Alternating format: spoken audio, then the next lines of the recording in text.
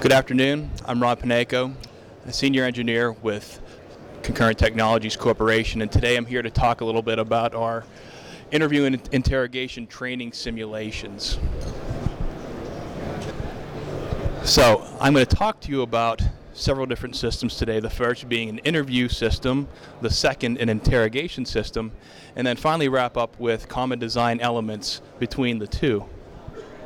So we'll jump right in. The first thing is the agenda for interview system, and that consists of the goals of the system, the subject of the system or who you'll be interviewing, the environment, simulation of body language, simulation of facial expression, then something called proxemics that deal with the behavioral and cultural aspects of spatial relations between people. And then finally, attention to a child's needs. And that's important because the subject of this particular interview is a young child. First, the goals.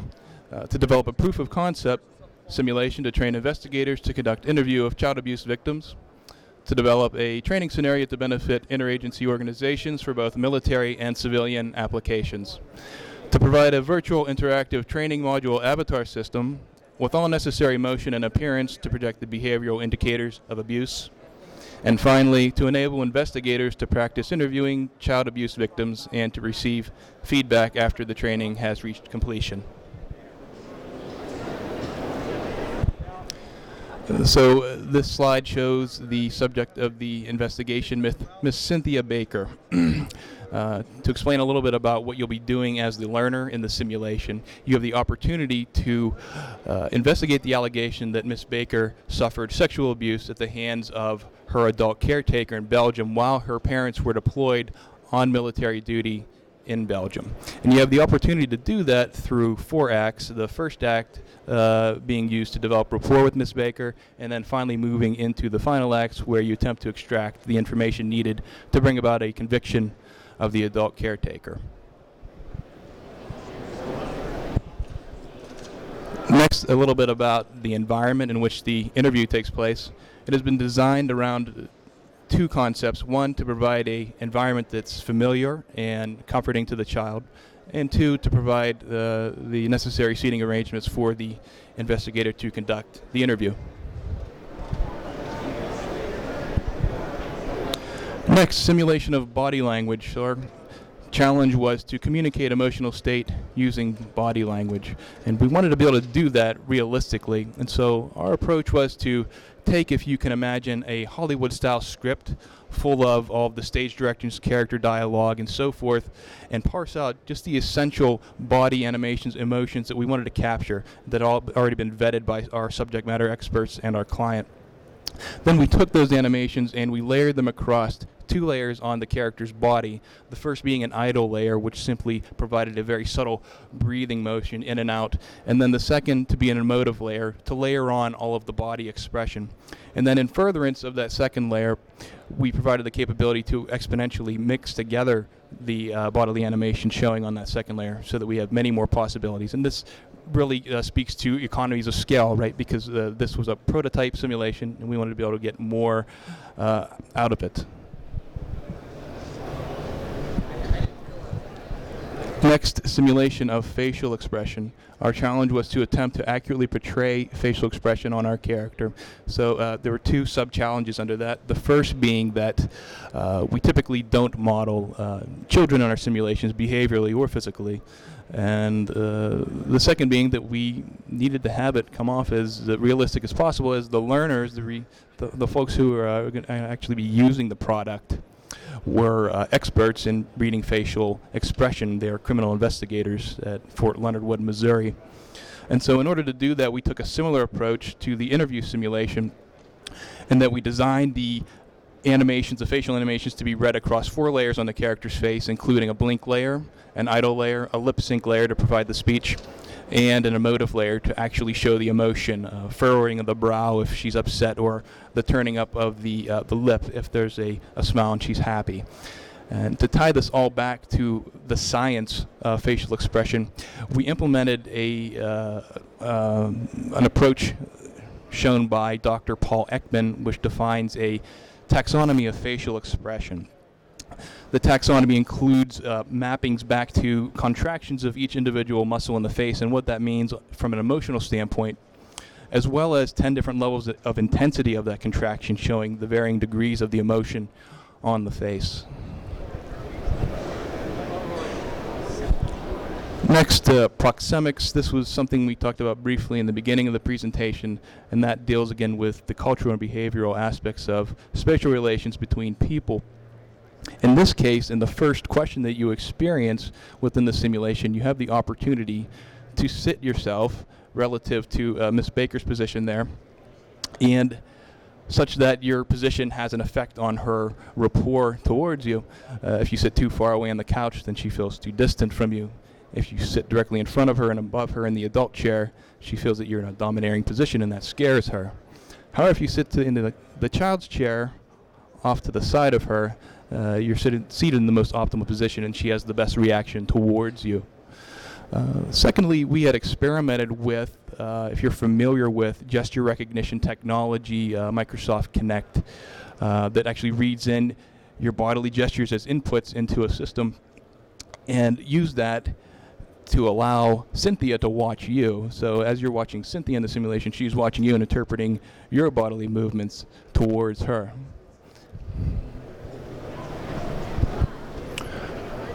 Next, attention to Cynthia's needs. So our challenge was simulating the special needs of a child interviewee.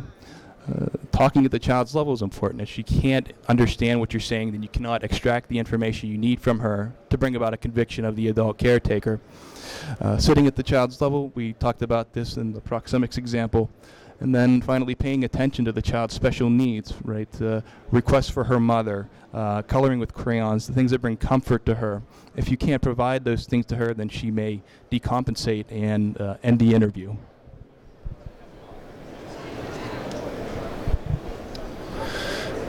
Next up, we're going to jump into our interrogation system. We have a similar kind of agenda here, with the difference being that we're going to talk about something called simulation of microexpressions, which are involuntary manifestations of emotion on the character's face.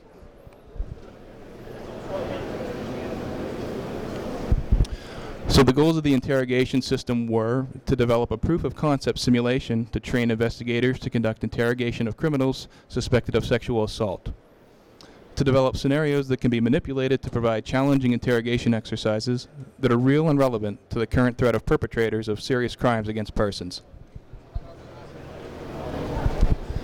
So here's the profile of the subject of the interrogation, Sergeant Mike Hagan. And to give you a little background about what you're doing as the learner in the simulation, you have the opportunity to investigate the allegation that Sergeant Hagan had sexually assaulted Private First Class Green during a promotional party that Green had thrown for him in her barracks. And you have the opportunity to do that through 3 acts, the first act being, again, a rapport building act, as in the interview system, and moving up through a third act in which you'll try to gain a confession from him.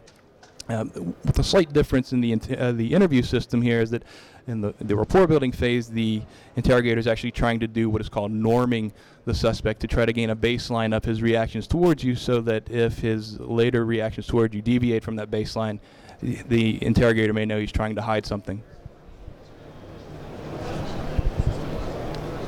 Next, the environment in which the interrogation takes place is, in a word, minimalist. We provide 1 table, 2 chairs, and a security camera. And the design of the room is for 2 reasons. One, the interrogator doesn't want any physical object getting in between himself and the suspect, such that it feels like it's an open and honest conversation, and to provide the impression that there's nowhere for the suspect to hide. The second being that there are no foreign objects lying around simply for the suspect to pick up and use as a weapon in an attempt to flee the interrogation room. Next, simulation of body language. And so, similar to the interview simulation, we took a similar approach, with the exception that we were able to develop 35 animations to communicate emotional state from the body, as opposed to 20. And that's really a credit to the interrogation system being developed after the interview system, in which we were able to reuse the lessons learned, the technology built in the interview system, to leverage and add on more capability in the interrogation system. And then including that second approach of layering those 35 animations across the 2 layers on the character's body.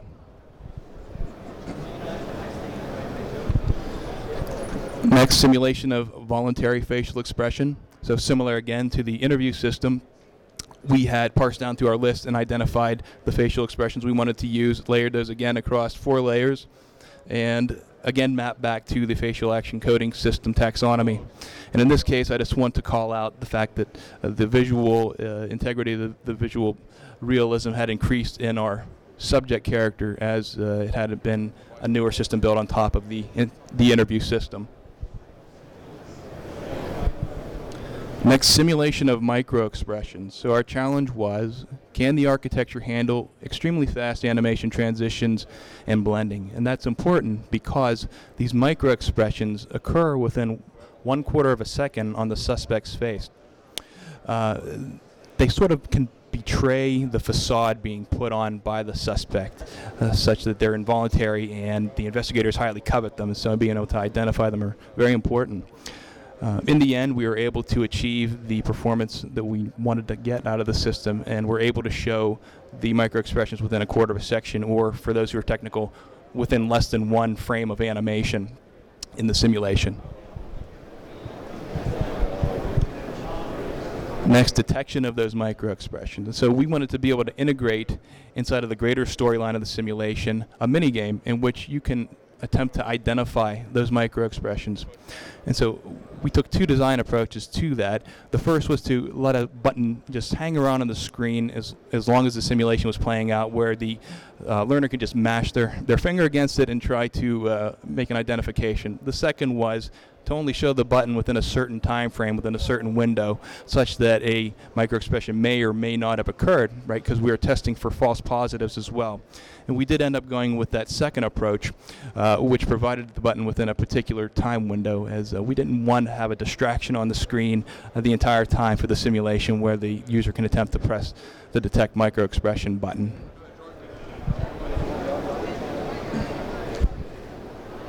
Next, something called continuation of disposition or personality.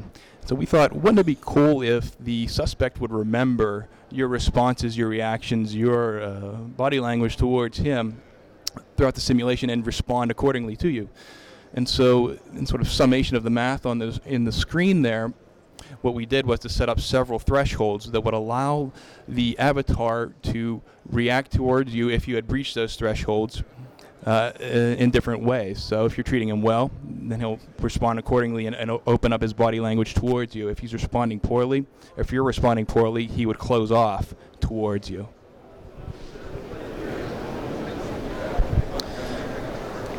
Next, we're going to go into the common design elements section. And we have something here called decision sequencing, or some call it event sequencing.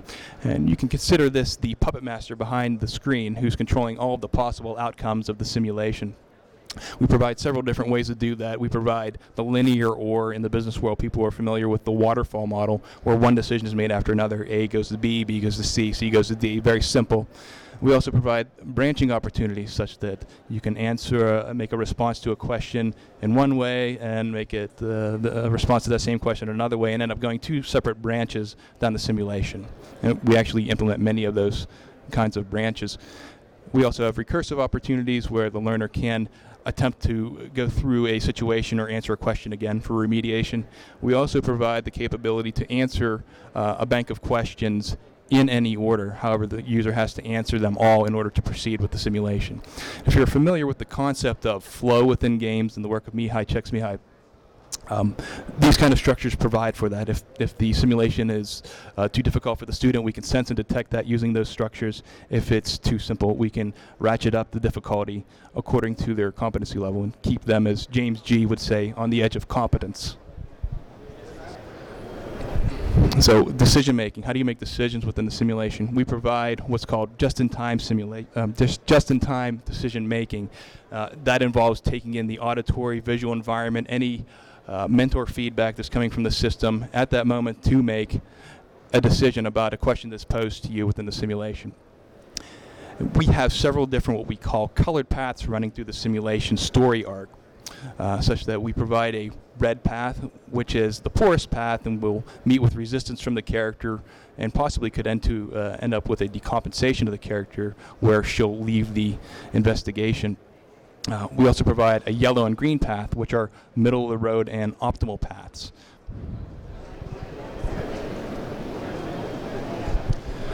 Next, into performance scoring. We provide two ways to do this. One is a quantitative method, the other a qualitative method.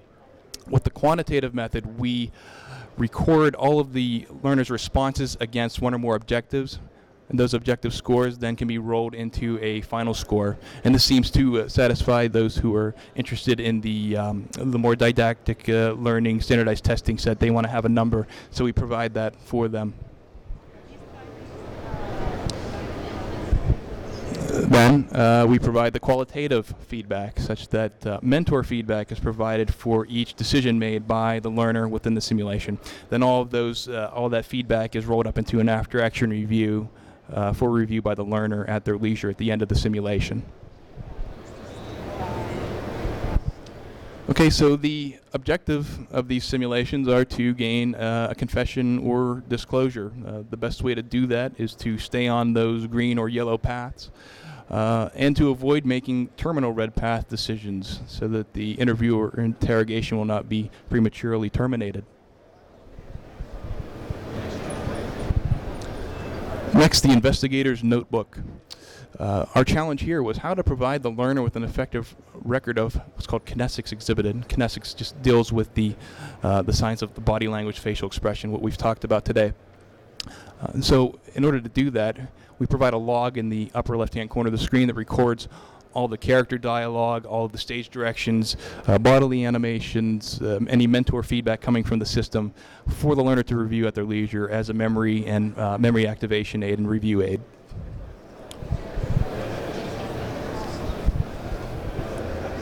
Next, the after-action review. We provide two looks into the after-action review. One, a summary panel which contains a roll-up of all the objectives and your scores towards those objectives, and then a final score, a roll-up of the objective scores themselves.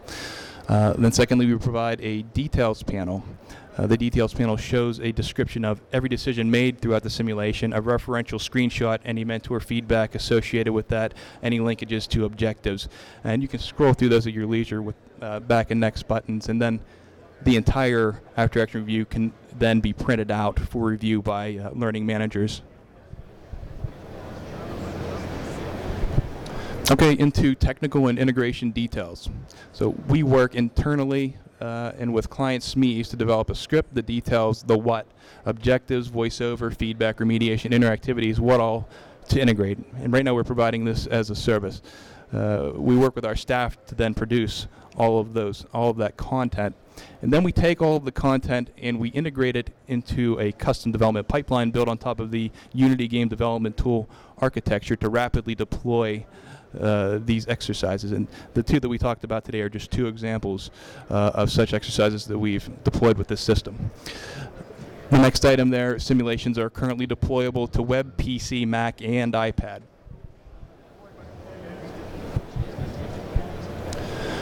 Okay, the system is currently under evaluation for a certificate of net worthiness. The Unity game development tool itself has already been approved under a con for the Army and Air Force. And we're hoping to sort of ride the coattails of that evaluation with our own tool to have it accredited. We're pursuing evaluation by learners at Fort Leonard Wood, Missouri. We actually just got the feedback from the learners this morning, 55 students who had actually worked with the interview system. I'd like to take a moment just to read a couple of those now. So some of the pros were good visual characteristics, realistic and relevant training. It was easy to use. It provided context to the training to tie together all the theoretical teaching. The answers were not obvious, and that it provided instant and relevant feedback on their performance. Some of the cons, the students would like to see more content, more decisions, longer simulation, and they would like they have a need for more user preference control, volume, font size, notebook, scroll speed, etc. And being that this is a prototype simulation, these are things that we are aware of. However, within the scope of the prototype, we're not able to get to. So overall, pretty good feedback. Next, advanced feature integration. So we want to take some of those experimental items that we talked about, have a full implementation of continuous disposition of disposition and personality, implementation of motion capture for proxemics, photorealistic body language and facial expression, which is now possible with some of the new technology with Unity, and to improve our development pipeline, which is always an ongoing process. Finally, to evaluate the application in broader industry. And so because the system was based upon the scientific work of Dr. Paul Ekman, and so far as the face was concerned, vetted by experts with our clients and internally and externally with our SMEs, we feel that it has applications in industry for perhaps job interviews, any kind of interviews going on in industry, academia, and so forth, PR coaching, presentation giving, any kind of application where the learner is looking to look at body language and get a feedback on their performance. That's everything I had today. Thank you for attending.